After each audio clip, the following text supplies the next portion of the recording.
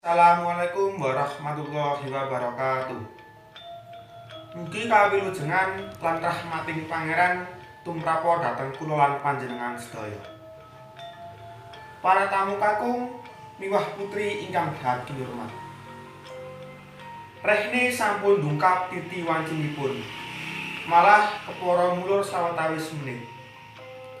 Keparenga pahargyan sapeknan utawi boyongan sarta ngunduh panganten anak Mas Sumarton SH kaliyan Nakjeng Sri Hartati SPD dinten Kemis Wage 11 Agustus 2006. Sinengkalan manis gumolong tanpa mangro kawiwitan. Minangka sulisaliranipun ingkang hamengku gati inggih Bapak lan Ibu Pato Sudarmo ing Nudran mriki. Langkung rumiyin kula ngaturaken pambagya sugeng rawuh dhateng para tamu kakung miwah putri. Langkung-langkung dhateng Bapak Ibu besan. Nuninggih Bapak Sastrawiyono sakaliyan saking Padokan Bantul. Ingkang nuhoni rembag ingkang sampun samangke sampun anganti putra panganten sarimbit wonten ing Brayat Parto Sudarman mriki.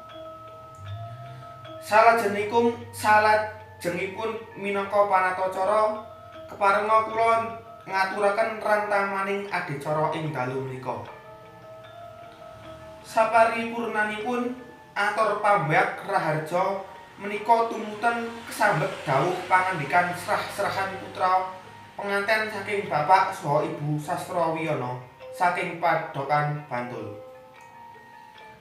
Ingkang badhe dipun salirani panjenenganipun Ibu Dr. Randa Sulastriyati. Mungkap adicara candhakipun panampinipun Bapak lan Ibu Parto Sudarmo ingkang badhe dipun salirani panjenenganipun Bapak Dr. Andes Sujatmiko. Paripurna adicara srah panampining putra penganten kalajengan kanthi lelenggahan lan ngrahabi pakurmatan pasugatan. Sinambi midhangetaken lelangan campursari ngudi laras saking Nutran mriki ingkang dipun pandegani Bapak Sumitra. Para rawuh keparenga samangke wekdal kula caosaken dumateng Ibu Dr. Randa Sulastriyati ingkang kaampingan Bapak saha Ibu Sastrawiyono ingkang badhe masrahaken putra penganten sarimbit. Sumangga.